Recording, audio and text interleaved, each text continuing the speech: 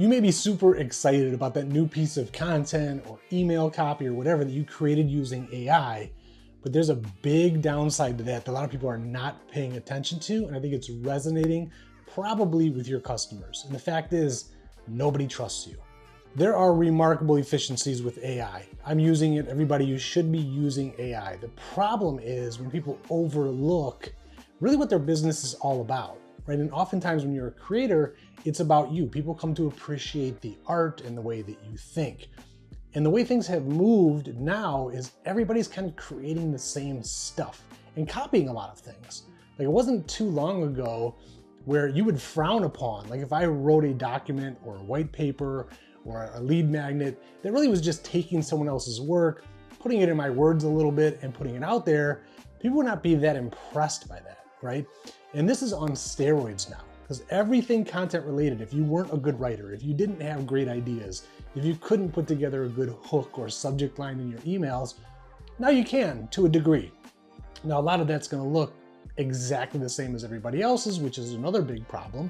But, for the most part, I think people are sniffing this out.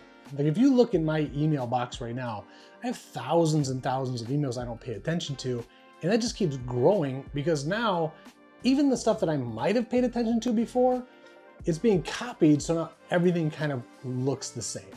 And the problem here is just trust. You're putting a lot of stuff out there trying to build up your persona for yourself or your business, and nobody believes you.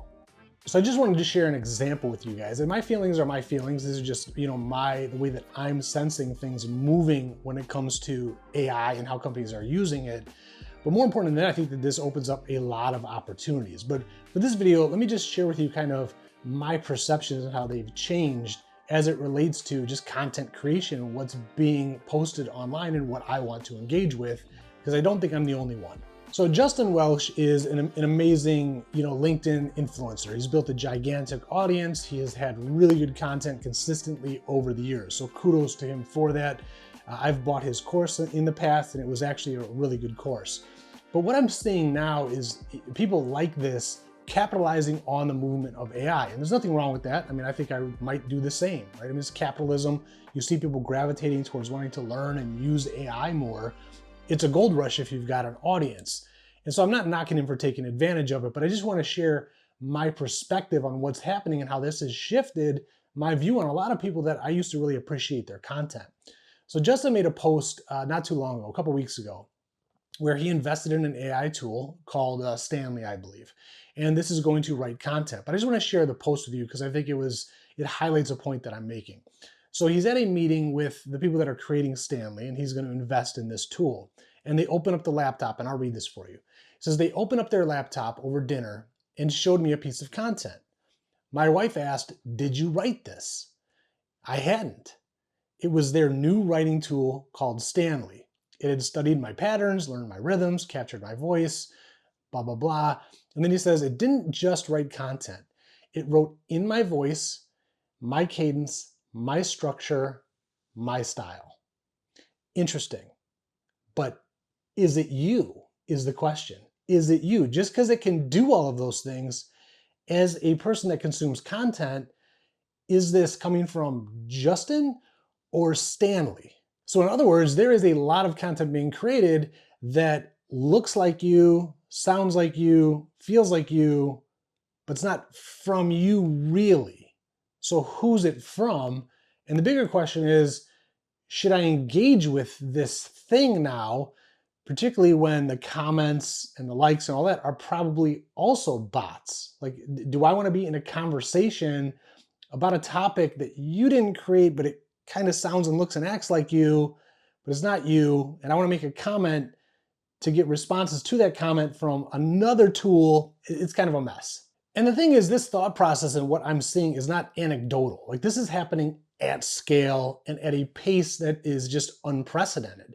So if you thought you were overwhelmed with content before, now it's going to be elevated. And if you were following people like Justin or like any other major influencer that you like, but you're not that, you don't think the same way, you can't come up with the same kind of workflows or content creation or ideas, well, now you can, because you can just copy these people, copy anybody, and kind of sort of become them Because what you can do is say, create this post that Justin created that went viral, but tweak it to my voice because I like the sentiment and the idea, but I'm not as good at communicating it.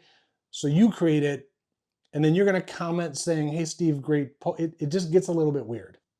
And if you think that statement is like, well, you can't just copyright people, it's happening everywhere. Now, it's not copyright infringement, or is it? But it's definitely idea hijacking, and it's happening at scale. So let me give you another example. So Ruben Hassid, who's another huge influencer on LinkedIn, he primarily teaches AI, and he's actually very good at it. His content is outstanding. But this post in particular kind of stood out to me as it pertains to what I'm sharing with you here today. So Ruben posts, literally the headline of this post is, how to copy and paste Justin Welsh's viral posts. That's the post. He's gonna teach you how to take Justin's viral posts and make them your own. And believe me, if you don't think this is happening at scale right now, you're crazy. You're gonna see a ton of this, and just like email, just like DMs, just like everything else, it's gonna become so saturated. These guys are gonna be able to capitalize on the gold rush of, God, I gotta learn AI because my business is going to need it desperately. Everyone's gravitating towards this. These guys are making a lot of money. Again, it's capitalism, no harm, no foul there. I don't mind that. But when you participate in these things, just understand when everyone is zigging, you're just zigging too. And so all the emails are gonna look the same. That post that you think is really awesome, not only is it not gonna be awesome, it's gonna be par for the course, but most people, myself included, are gonna question whether or not it actually came from you.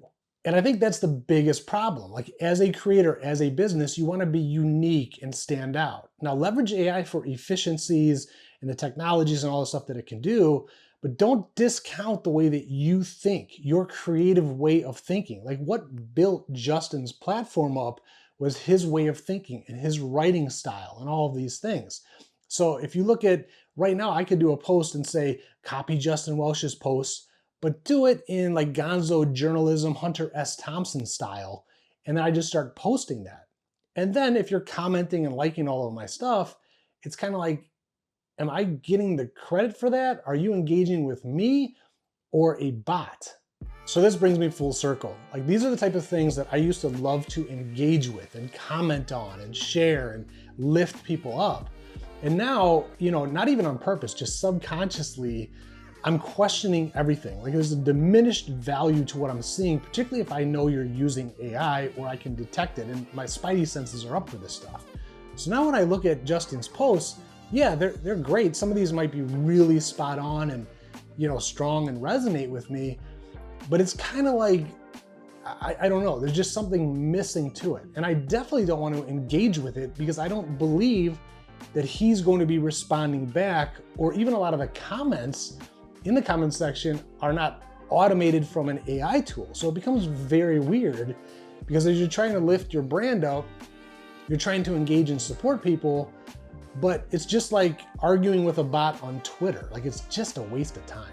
So the bigger question is, how can you take advantage of it? Like, if you are a strategic thinker and you have creative ideas of your own, you have to prove that you're human. You have to prove that you're human. You're gonna have to put in the time and effort to prove that it's your ideas and we should want to comment and support you or your business. Because otherwise, if you're leveraging AI to crank all this stuff out, nobody's going to believe you. And there's a lot of ways to do that. I think video is a spectacular one. It enables you to share your personality, your thoughts, what you're struggling with, what you're toying with, and actually bring people into your world. There's a few things that can do that. When it comes to outreach, you have to get way more creative. And I'm talking like direct mail, voice messages, video emails, things that make it truly human and show people that they're just not on a list somewhere, or they're not consuming something that you spit out of a bot.